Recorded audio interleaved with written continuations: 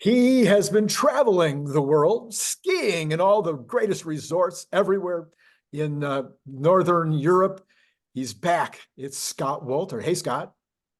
Hey Randy, how you doing? And guess what? You have the pleasure of the first time in 2024 that I'm coming from my home studio There you rather go. than my phone. And in your honor, that's why I decided to put on a Hawaiian shirt. Oh, and then I mess it all up. And it is going to be about 75 here today in Southern California. So Mhm. guess I could have It's done going to my. be about 80 here in Florida. So There it's you it's go. Yeah. yeah. And that wasn't like I was traveling around. I only skied in one place, but it was Vermont, which is a nice ski area. And that's Southern Europe, not Northern Europe. Northern Europe would be Scandinavia. Well, It's okay. north compared to where we are right now. Yeah, Yeah. yeah. Yeah. Anyway, I suspect maybe after you're back now Mhm. and starting to think through things a little more, well, I'm not like you didn't produce a tremendous amount of work while you were there for the community. I'm guessing that you might be almost as excited as I am about this data coming from Chris Camillo, Mhm, mhm, Matt mhm. Adcock, and then Yes. morsels from Elon and the execs during the earnings call. I mean, last week was like a fire hose. I felt like I was drinking from a fire hose last week, but let me take a couple of direct quotes from the call that I think were particularly interesting to you. Mhm. Elon says, Optimus obviously is a very new product and an extremely revolutionary product, and something that I think that has the potential to far exceed the value of everything else in Tesla combined. He says, when you think of an economy is the productivity per capita times capita, but what if there's no limit to capita? Then there's no limit to the economy. And then finally, he says, I think we've got a good chance of shipping some number of Optimus next year. But like I said, this is a brand new product. So that's three times. Three times he said the word product. So that's the view. It's a Well, let's say my ears perked up when I heard that because it's a rather, let's say, strange usage of the word product. What do you think of when someone refers to something as a product? well, the number one product ever would be one product. Well, yeah, but I mean, just a product in general. Yeah, everything around us, all these little toys and things that we But use if every but day if to live. you're CEO of a company, when you're Oh, referring to a product, you're referring to what? Something you plan on selling. yes, absolutely. Yes. Which means I'm kind of wondering whether we've, with the whole Optimus project, I looked at it the one particular view, and that is the idea is it's going to be something they use internally. It's something to drive the margins down, is to help them with the automation. So, I mean, they're looking at that they need to do that. Yes, Elon has sort of talked about, which he pretty much did there. He kind of was his greatest hits about the economy and Optimus and what does it mean, and talking about in the future how humanoid bots would just completely change the labor market. It would be something else.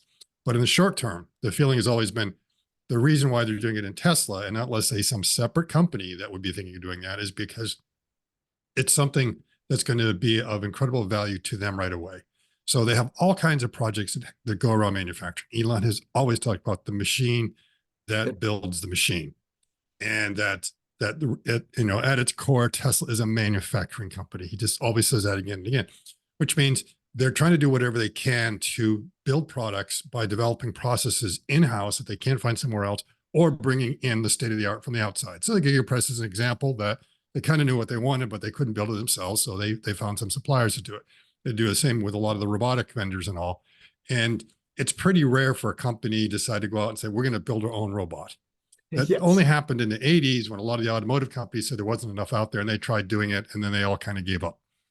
Believe it or not, there was a robot called the Volkswagen robot back in the 80s, and basically it comes out of Fiat, and then the Acma robot was something from Renault. So there are others like that, but in the end, they give up. Same thing with like CAD software. CAD software started in the aerospace companies. Huh. They developed all that stuff, and then those companies got spun off and stuff like that. And now basically they're buying the product from them. They're not developing it internally. So the feeling was that, okay, this is something that Tesla is developing because they need that. And there is also precedence within Tesla for them to develop equipment to Hmm. help them in the manufacturing. So they Absolutely. decided we've got to build batteries. 4680 and they've got the 4680 line. Has Elon ever referred to as the 4680 line as the 4680 line product? No, Or it's a no, great no. product. This line is an awesome product. Cato Road, we've got a super good. No, he's never said that. They've never even referred to the 4680 as a product either, Right, right. because they're not really selling it to customers directly. It's a component that goes into the car, which is the product. Okay, Sure. so I've always seen it that way. And so when he said product the first time, it's like, oh, maybe it's just a slip of the tongue. But then he said it second time. Then he said it like a third time. All right, products are something you end up, selling or maybe leasing. So it Right. doesn't mean that he's like they're talking about doing it, but it means they are really thinking of customers outside of Tesla. Yeah. And that could be a complete misreading of everything, but it was a bit kind of shocking to me that, if they decide that they're going to start selling the 4680 line to other companies, then it's a product at that point, but I don't think they are. So, Well, and his statement at the end is we have a good chance of shipping some number of Optimus units next year. So he's clearly planning to. And when you're talking about internal, you shipping. don't really talk about shipping it internally. Right. I mean, it's like, okay, yeah, we're going to be shipping it to Texas or going to be shipping it to Giga Mexico or something like that. But I mean, this term of shipping is really, everyone talks about. It's like, no, we're getting it ready to be something that we can hand over to the customer in the end. Right. Now, it's really rare that companies they have internal customers. Yes, a lot of big conglomerates and different departments can view one another as like a customer client kind of thing, because they look at themselves as different profit centers and stuff like that. This is not necessarily set up that way, but still you can kind of consider that the factories are the customers and we're going to be shipping it to our factories. You could use that terminology, I suppose. So that's why I want to be very careful that I'm not reading between the lines, but the shipping just means it's going to be ready to start doing something useful, because they could be shipping outside of Tesla, but I think to their tier suppliers where they may see that it's going to create incredible value for some of them. Right. So there may be a few instances like that, but I would really think the focus would be internally, because there are so many opportunities to test it out and get it up and running. So that's my long kind of ramble about that. And then there also was a little bit of quibbling between, I think, Lars and Drew and Elon about usefulness. Do you remember that? Yeah, there was some quibbling about that. Let's see. Elon Musk says, so first Karn Budhari, I'm sorry, Karn says, but like to make millions of these things, it's like utility. Got to get the utility of it. Elon says, yeah, a smart robot that's capable of doing generalized tasks is what it will be in terms of doing moderately specialized tasks. Well, it can already do that. So that was a kind of the sentence is kind of it's a mess. But I read it to say they can immediately deploy Optimus right now into workstations that could do moderately specialized tasks. That's what that sounded like to me. They can already do moderately specialized tasks. Well, it can already do that, he said. Right. And I think some of them was like, it's not quite useful yet and what it is. And I had a post coming, from CERN Basher where others were just asking the term. It's like, well, what is sort of the definition of useful? And they kind of broke it down as like when it can do this operation, that operation, getting really, really technical. I'm like, no, the definition of useful is really easy. We don't talk about how fast it can walk and how many objects it can pick up and whether it's able to sort or this. It has nothing to do with that. Don't get down into the weeds like that. Useful is very, very simple. Right. Is it able to do a task on the shop floor that you are currently employing someone to do?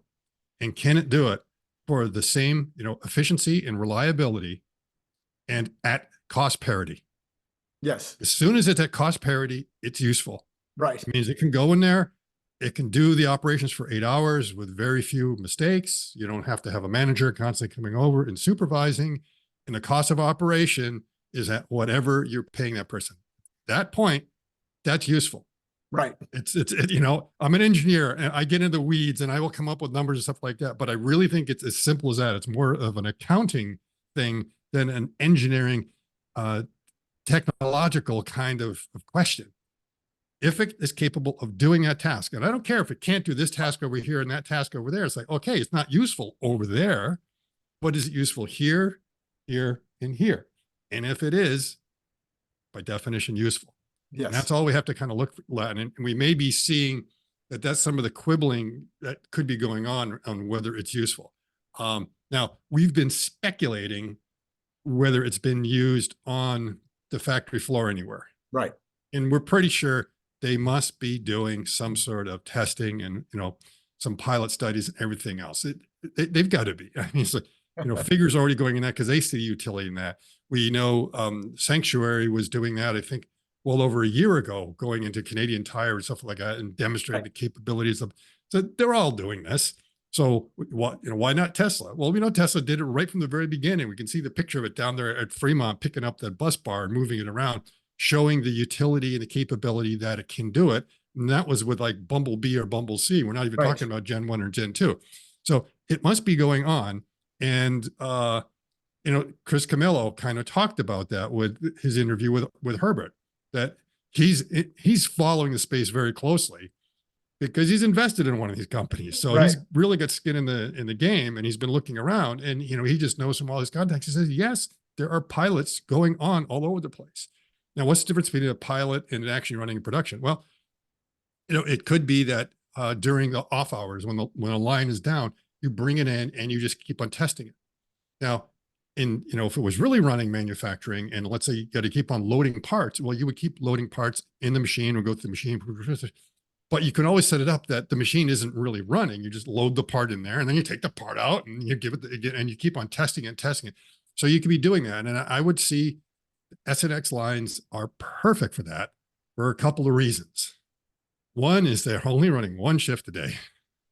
So that means you've got this second shift and probably even weekends where the line is just available. It's just there. And you don't have to have like necessarily the line running. You can still go up to one station because that's how the stations have to get tested anyways. The robots always have to program maintenance going. So no problem being able to go in there and do the demonstration and do it again and again and again in an unpressured environment where you're not worrying about whether the line is really running. And then, testing whether you're getting that speed. You might be, yep, it's able to do that task, but it can only do it in an 80-second cycle time. And our line is running at 60. Right. And until you get it to 80, it's not useful, because we don't need it. We can't get it to keep it. So it might be that, or, oh yeah, it works good. But then every now and then it makes a big mistake and we got to come in and correct it. So you got to get the reliability. You want to make sure that it really is getting, that the chasing, the March of Nines we're talking about there. It's got to be up pretty high. So what they would usually call like the OEE, you want to make sure it's at least above 98% or something like that. So there would be all those things that are going on that they would definitely be demonstrating, definitely testing out to be able to see if you're getting there. But I think the downer was the statements that Elon made about AI Day. Do you remember those quotes? Yeah, so I do have those quotes. It says, but let me just drop back for a minute before we get to the AI Day quotes. Let me just drop back for a minute. I keep having these conversations with various people. I won't name any names because I just love them too much. But the reality is I've been in distribution and manufacturing, almost my entire life. And even when I was a distributor, there was times when we were doing a lot of packaging. And it is nothing. It's a no-brainer for this robot to pick up a product, put it into a package, potentially put a blister card on top of a plastic. Typically, you might, you have these plastic, everybody has them, right? Mm-hmm. You're used to having to cut these out because they're so firmly attached to the card that you can't get it out without cutting it. Well, that's a very simple process, but in small numbers, it's done with a press that you pull down with your hand, or maybe you hit a pedal on the floor. And so you're putting a piece of plastic down, you're putting a product in it, you're putting a card on top of it, or vice versa, and then you're hitting the press.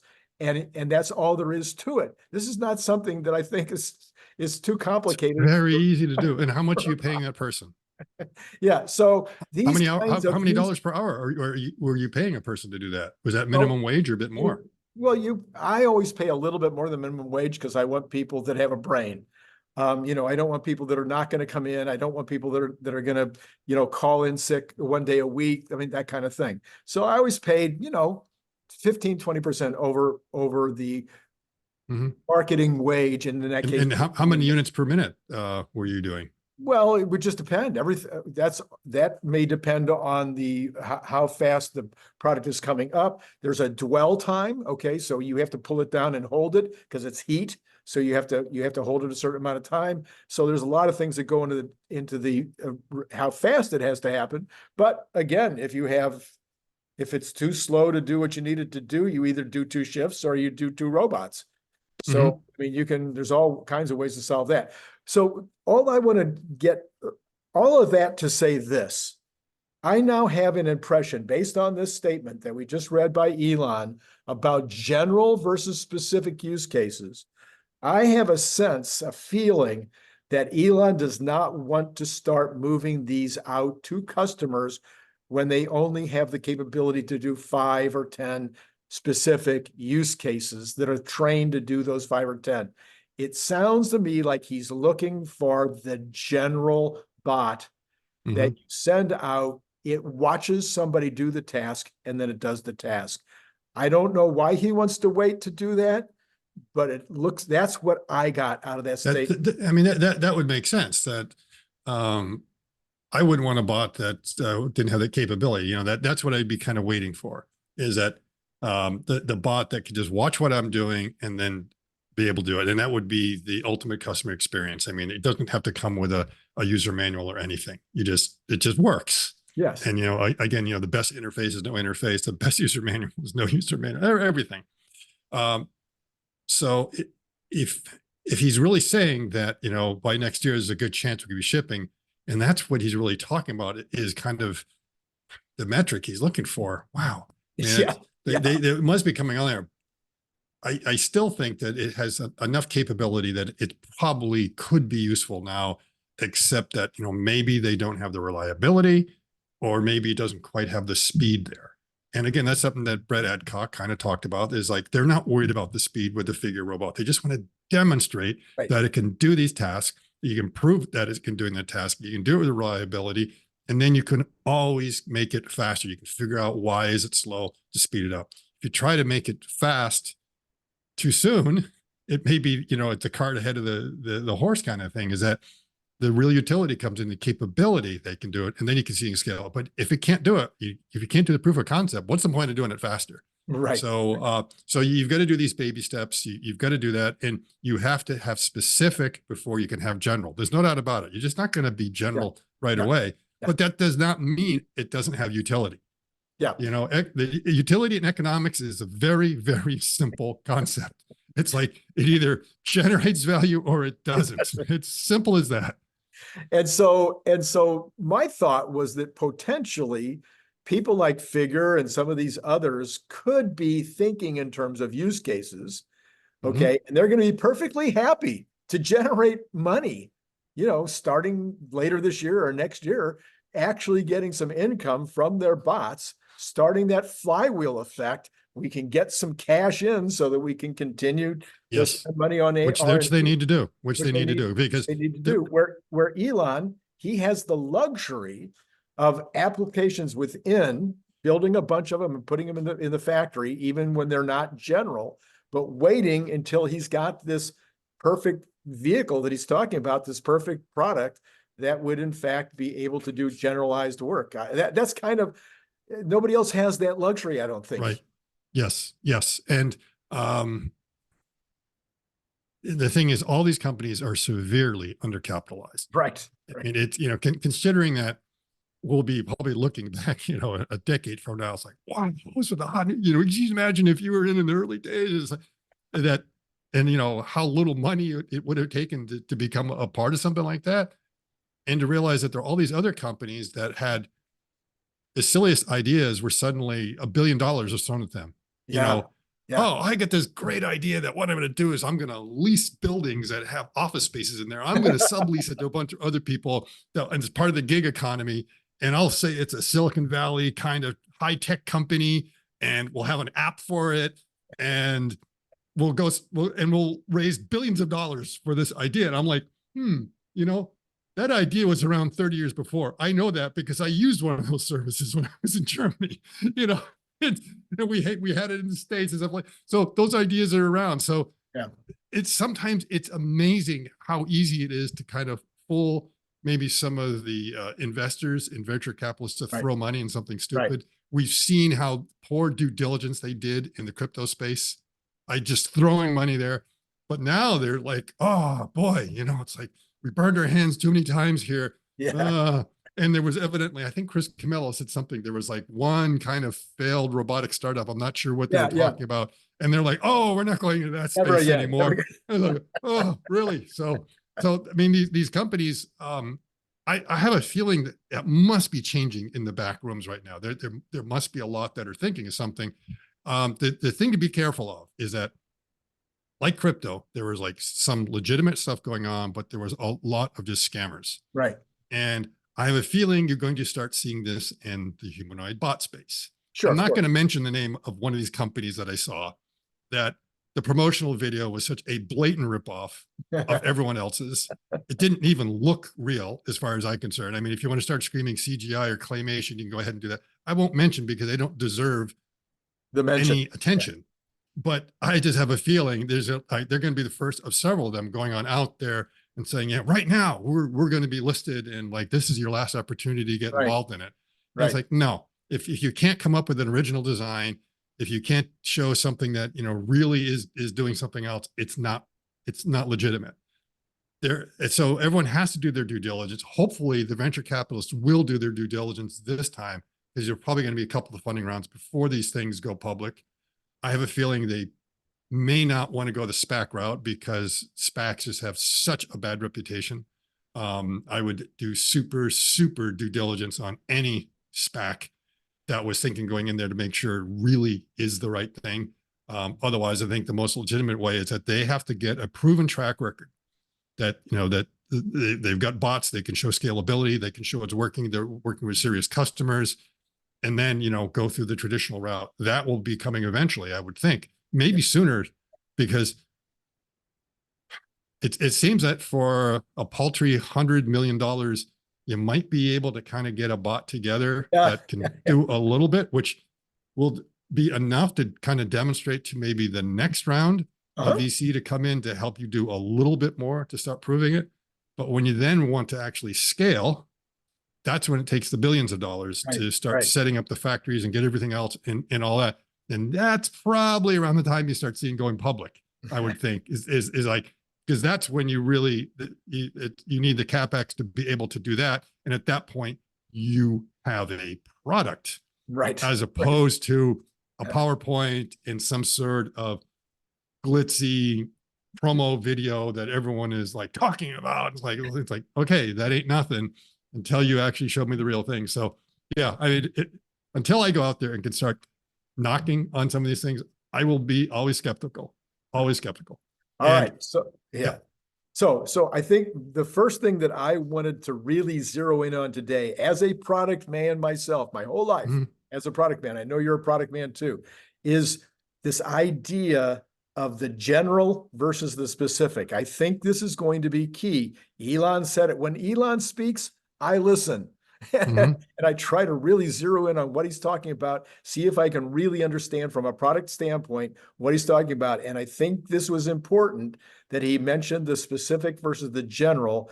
And I think he's shooting for the general. And I think this is going to be a key takeaway that we'll be talking about, 6 months, a year from now. All right. Number two, you said, what about AI Day? And I had to have a laugh on this one.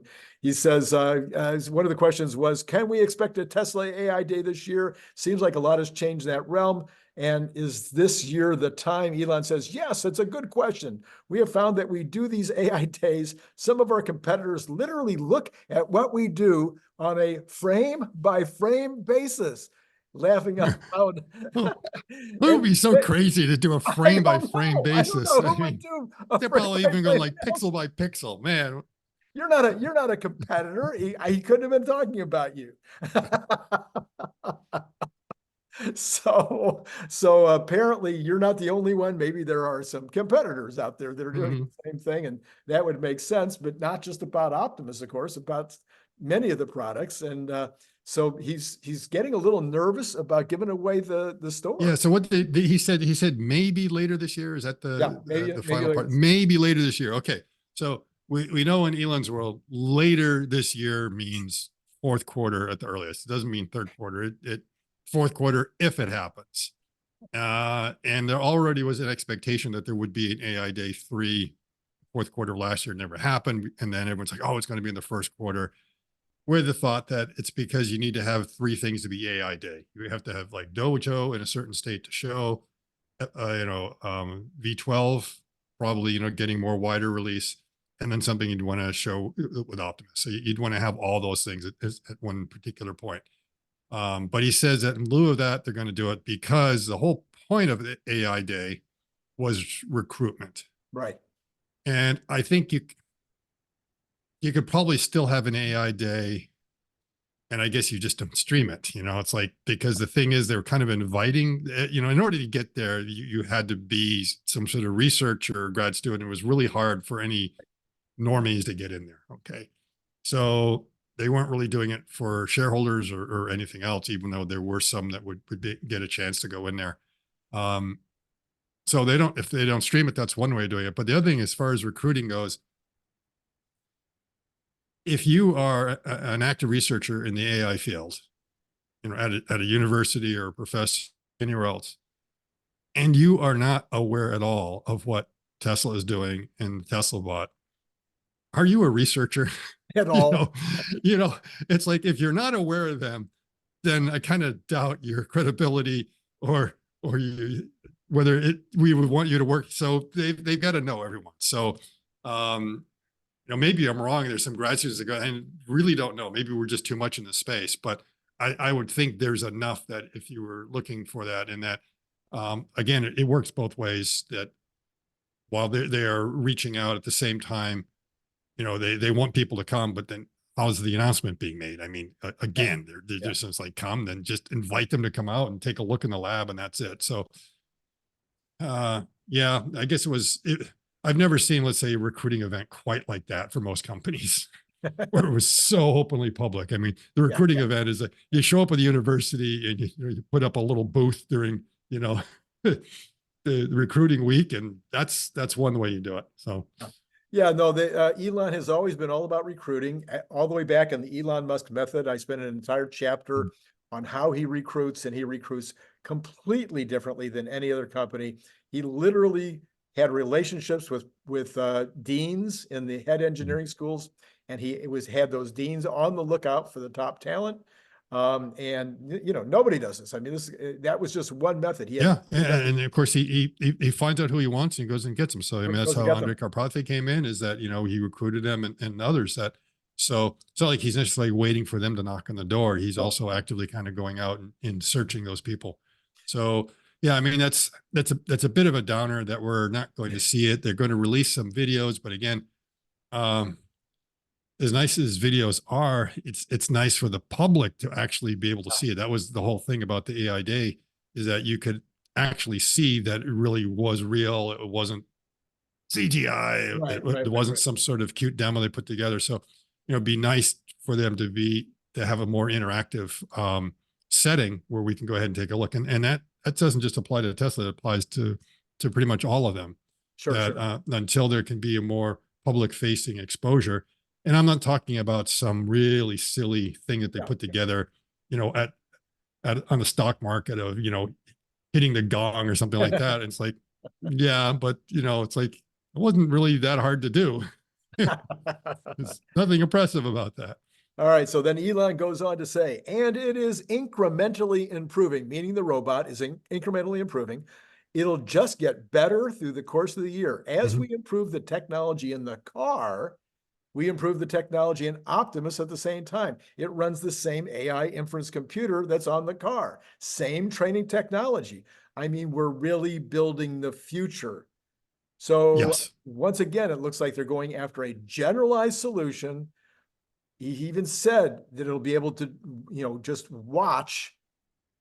learn by watching, and they don't want to deploy until they get to that point. And he's saying that the car is doing exactly the same thing. Now, if the car can do it by watching, that would be awesome. Yeah, yes. So if it learns exactly how I prefer to drive some of the streets around here, But that's the idea, right? yeah, yeah. I mean, The that would car be is absolutely great. video And I'm not in. talking about that they collect my training data and it goes up to Dojo and then it gets mixed in there and now it's kind of like averaged into everything. No, I mean, I really wanted to know that when it comes down my street, that this is the way I prefer it to be driven on the street. Just like if Optimus is coming to my house, I'm going to show Oh, this yeah, is how, this is the drawer we use for the silverware. Okay. yeah, yeah, yeah, It may yeah. be different than every other house you've ever been in, but this is our preference of where it's going to be. So those are the kinds of things that you're sort of hoping that if they're talking about, being able to train it or the advantages, I'm not sure if it's going to get to that point.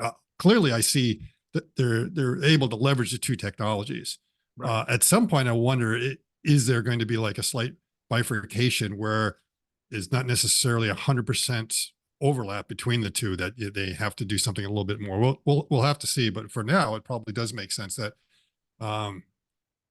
the effort you're putting in one just ends up spilling over to helping the other. So there's yeah, and it could be that it literally is a two-way street, no pun intended, that stuff they're doing in the Optimus project could also have benefit to FSD without them realizing it at first.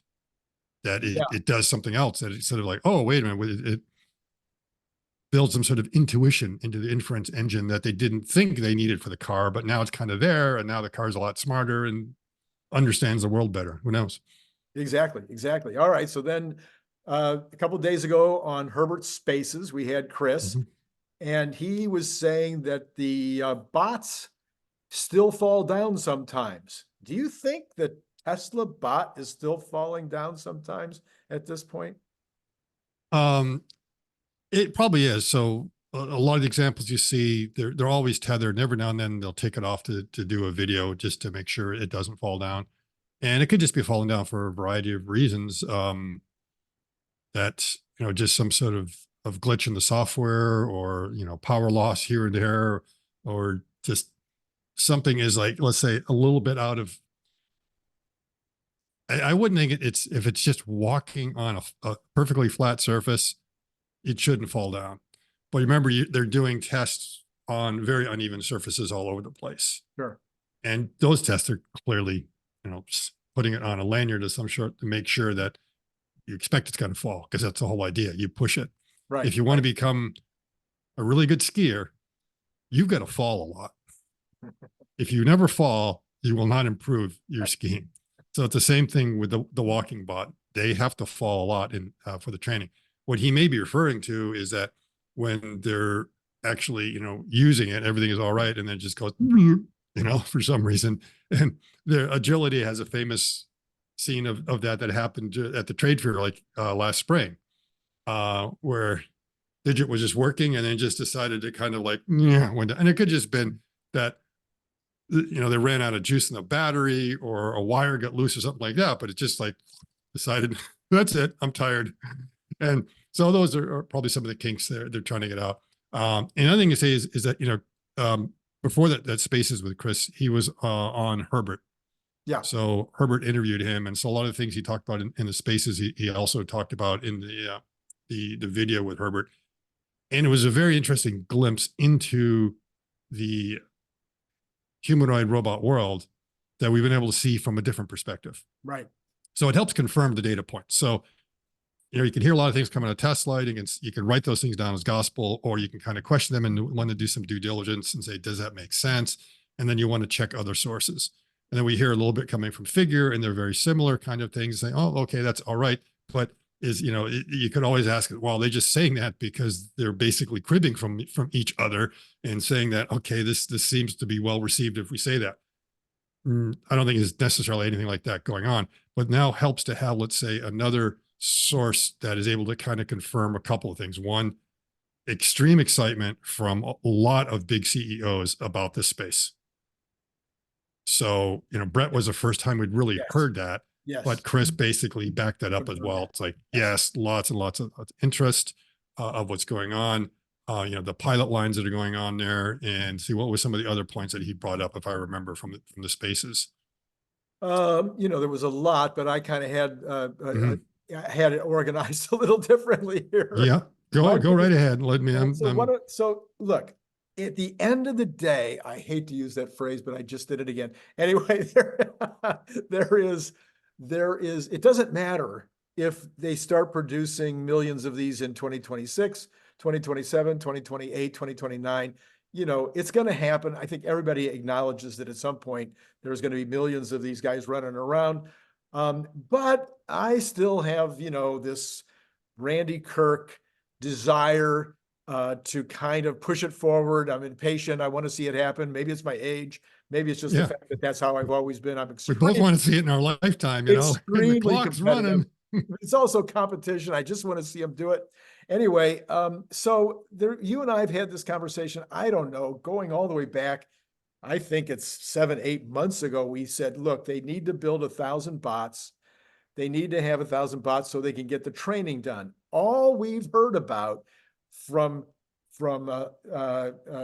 Chris, and then also from Brett, and then overall, and then from Larry the other night, everybody keeps talking about the training is the limiting factor. It isn't, well, I think Chris said it might be some data issues, and I'm not sure data is a real big issue, but maybe it is.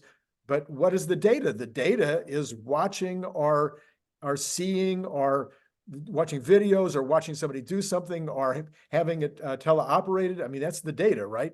What else? Right. And you're kind of bootstrapping on it. I mean, the first thing is you're trying to teach the bot to do some certain kind of tasks and then maybe throw it into a, you know, from teleoperation along with a little bit of simulation to be able to get some sort of feedback or really make sure that you get a good training set coming out of that and good interactions that the bot is going to be doing what you expect it to do in many situations. Right. But that's using simulated physics and not real world physics. Right. So they've all seen that we need to still get more of that real world interaction for the bot to be useful and to get the reliability. So at some point they need to get more and more real world kind of testing, which we know works pretty well as a paradigm with FSD, but that is a lot of robots out there. You know, we're talking about a couple of million.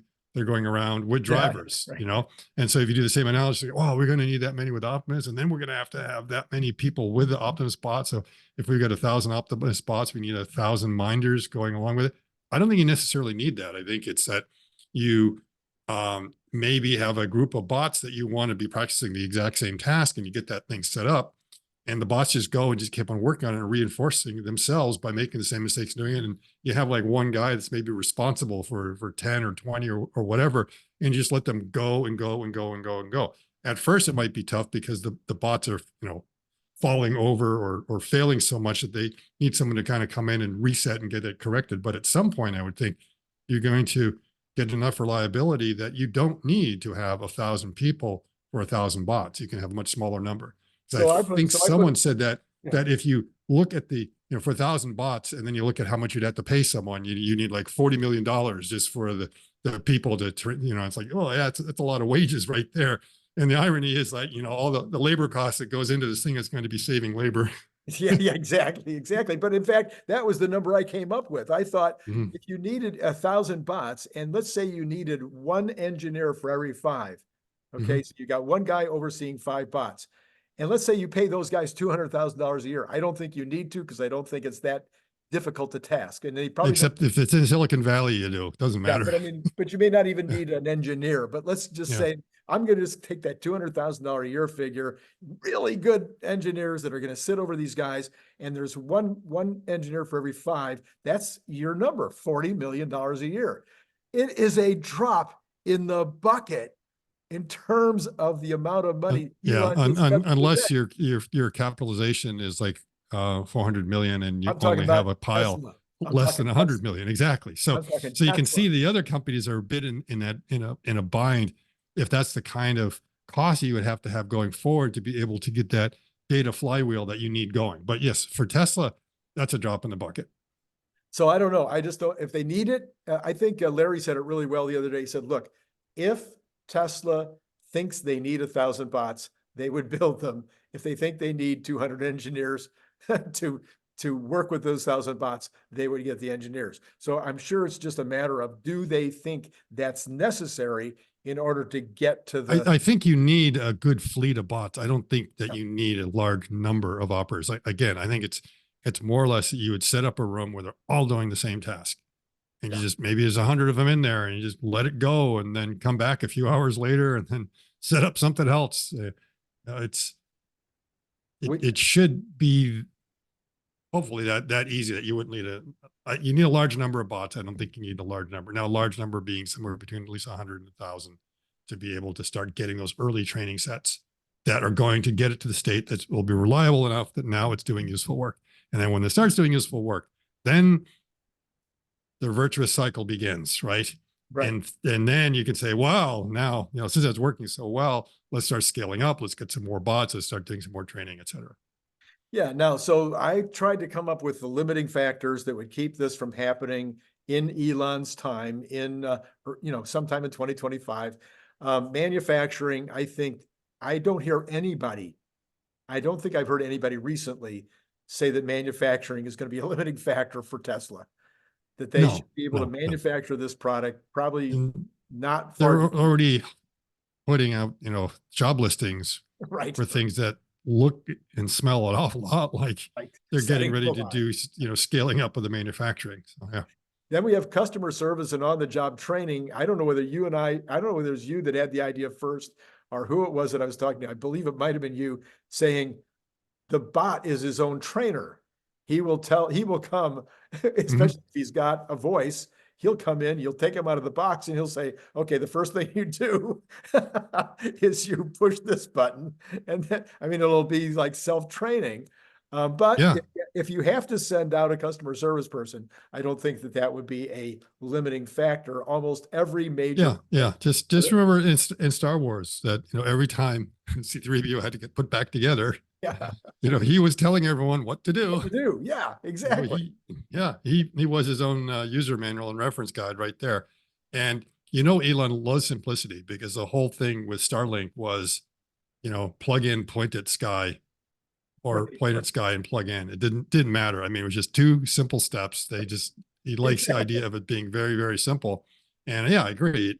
What's the point? And if you think about it, when's the last time you bought a product that actually had a user manual with it? Oh yeah, no.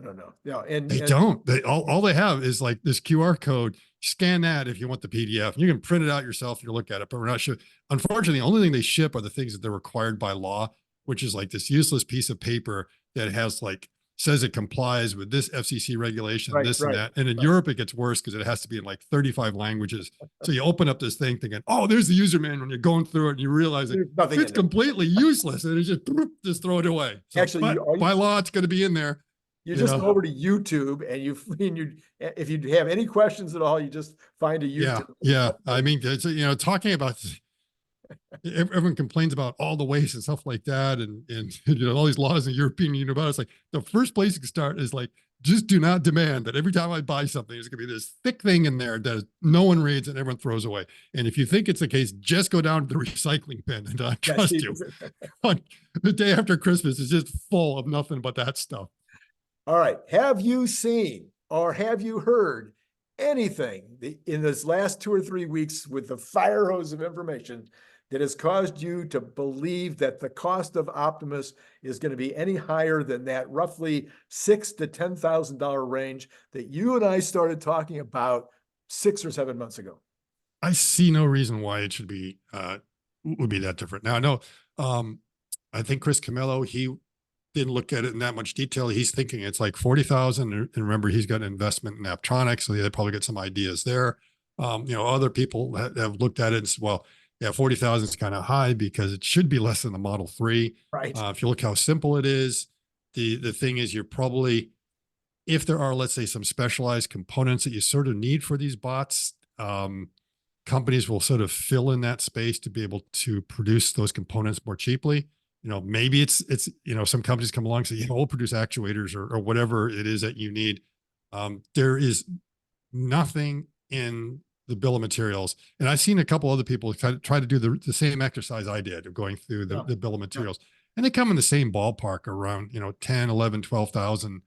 And again, that doesn't mean next year. It takes time to get your cogs down there, to get that in there. But the big line item are the actuators. Sure, yeah.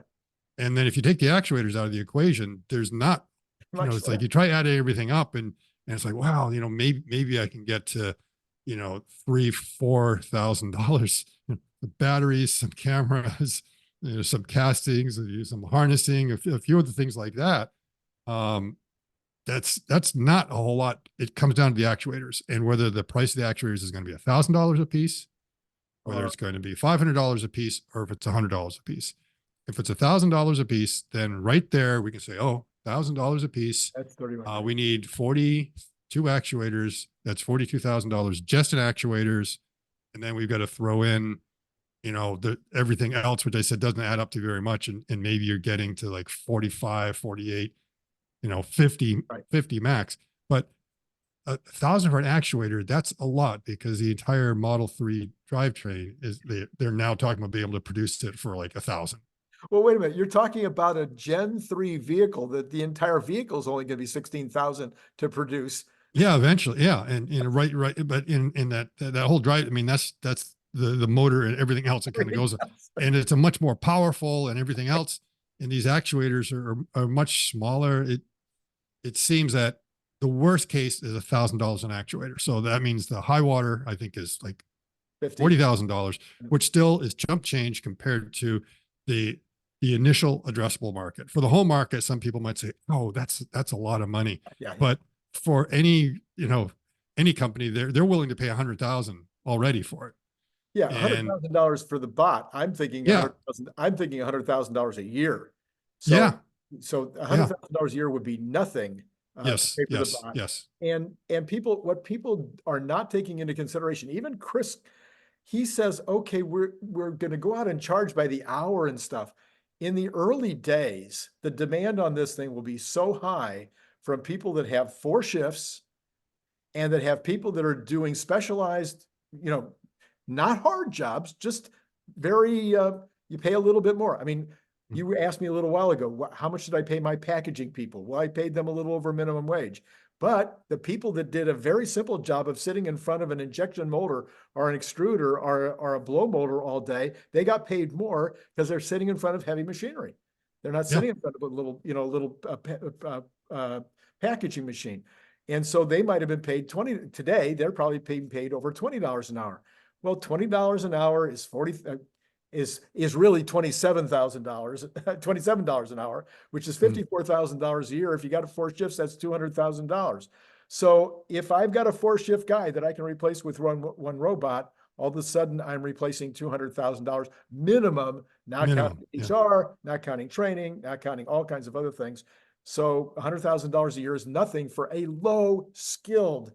Right. And it's an interesting model. I was kind of surprised back when I took flying lessons to realize how the rental costs go on aircraft. So they have something called a Hobbs meter. So once you get above a certain RPM on your plane, then you're considered really using it. And that's what you pay. I see. Okay. You pay based on the Hobbs meter. So when you're taxiing, you're literally not paying for it.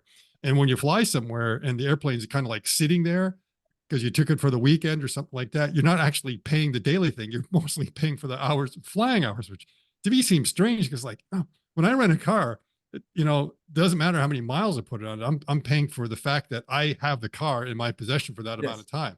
Yes. So you can see there's kind of these 2 different models out there. And so I would call that, so if they're going to be doing it on an hourly basis, you're doing it in Hobbs. But that to me, it means it's, once again, it's capital equipment sitting around unused. Are you really going to say, oh, if the guy just is going to boot it up for a couple hours a week, I'm fine with that? I'm like, no. Well, and first principles would say, make it as simple as possible. Elon always makes the pricing as simple as possible. And so to me, it's, and the only way it works is that you have some base rate. Right. And then you pay for hours of uses on top of that. Maybe. Okay. And so, yeah, I mean, with the airplane, I think there was like a small daily fee, but it was really, in the end, it came down to the Hobbs meter was how much you were paying for the robot. So you want to incentivize them to actually use the darn thing. I think you just charge them $7,000 or $8,000 a month, and maybe more than that. And that's it. If they only use it 2 hours a day, then they use it 2 hours a day.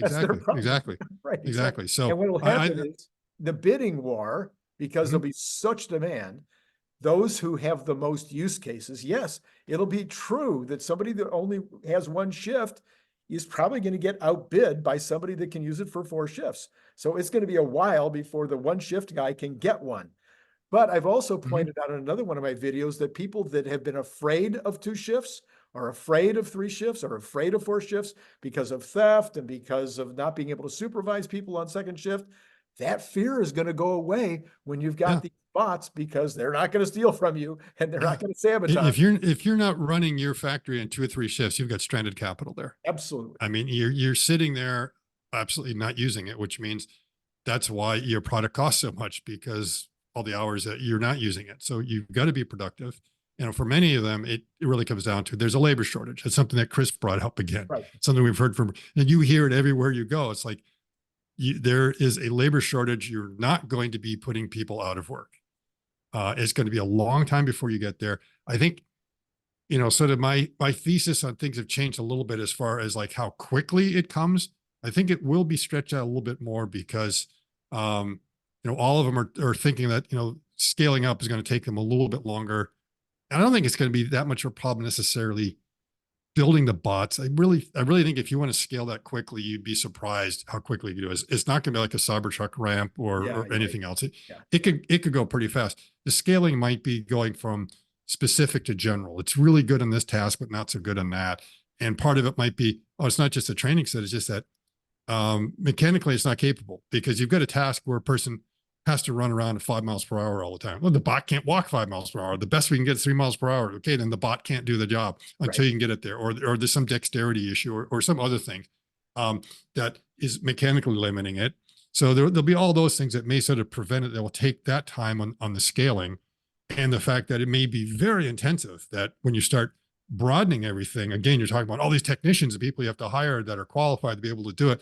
Again, that sometimes is the problem, is really finding the people to come in to do that.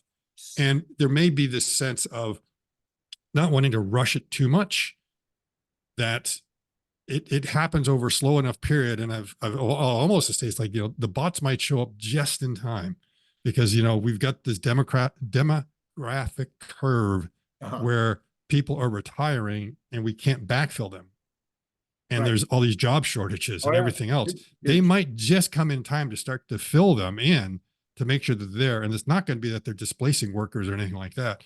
And so because of that rather slow, let's say, introduction of that, it may not be as disruptive to the labor market as we think, because then the other laborers will have time to adapt to that and maybe realize that, hey, I can go ahead and use this bot as like as a colleague that's helping me become more productive, as opposed to someone who's necessarily stealing my job.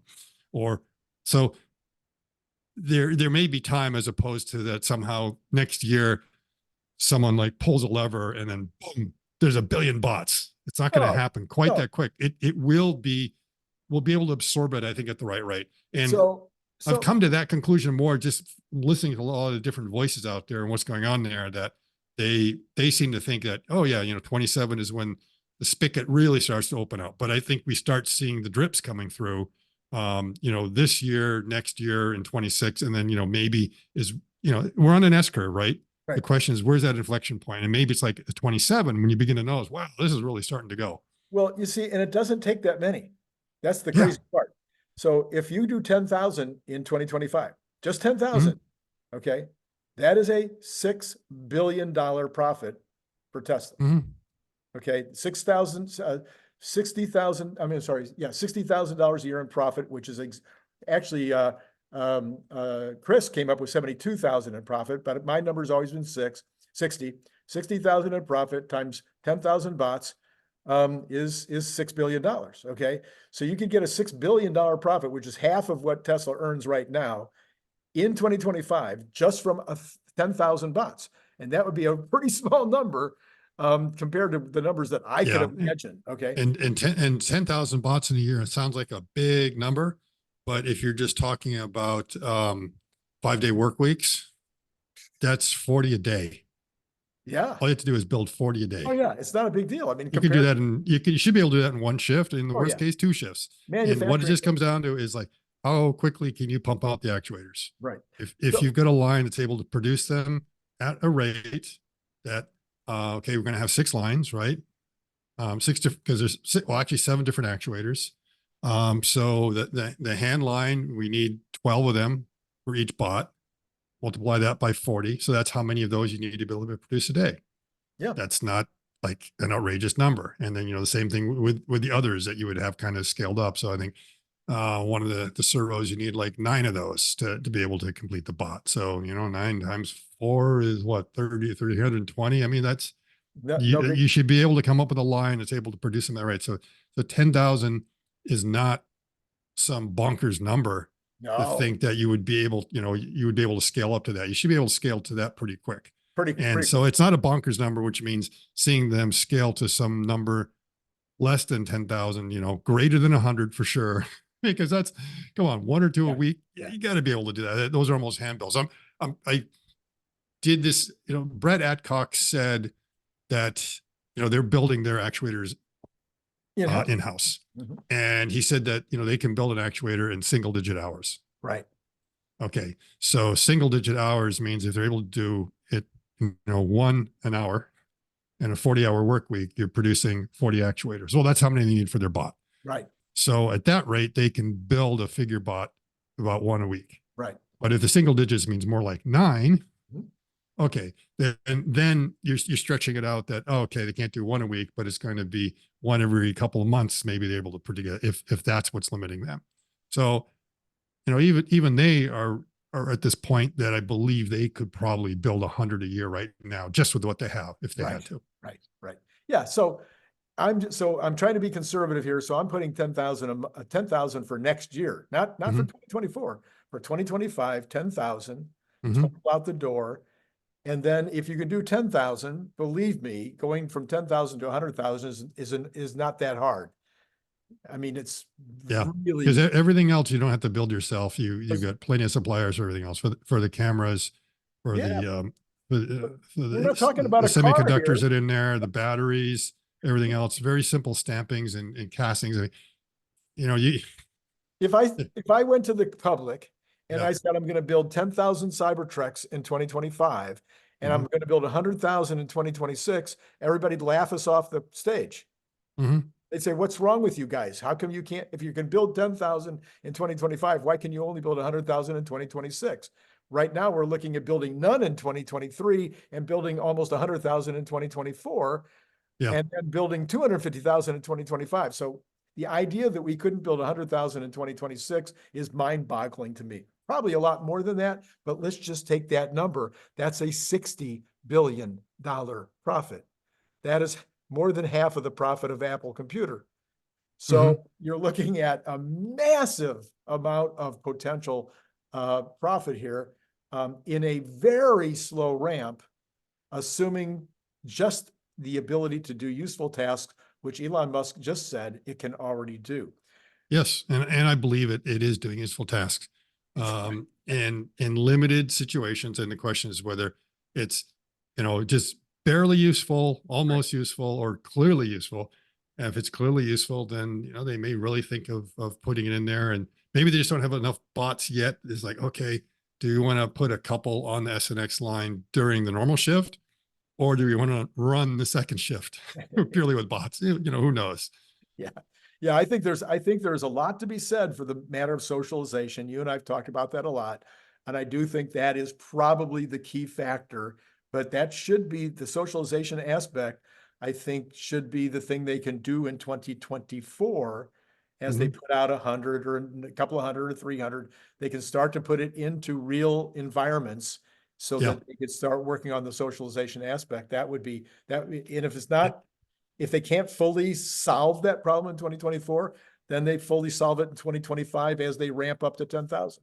Yeah. And I think the other thing is, as far as, workers that are being afraid of losing their jobs, more than likely, if Tesla just decided to not hire any more people, any more hourly people, they would just do attrition. They would just start losing people. It's not like everyone is staying there. People move on, they get burnt out. They decide to do something else. So they're constantly having to hire people as it is, just to be able to keep steady state, let alone grow. Absolutely. So I think they should realize it's really not going to be a threat to anyone. Well, Scott, all right. I think we covered all the things I wanted to cover, and I hope we covered all the Mhm. things you wanted to cover. Oh Welcome, yeah, yeah, welcome yeah. back, welcome back stateside. And Yeah, it's nice to be back and have a decent mic for once. Maybe I can understand that the audio wasn't the greatest. The Wi-Fi wasn't the greatest, but boy, I had a lot of fun over there. and with all and with that weather you're getting down in Florida, the next time we see you, I expect to see a tan. Yeah, at least I'll get my vitamin D levels back up to where they need to be. All right, Scott, as always, thank you so much for coming on. And to all of you out there, it's been great talking to you. Same here. Yep. Bye, Randy.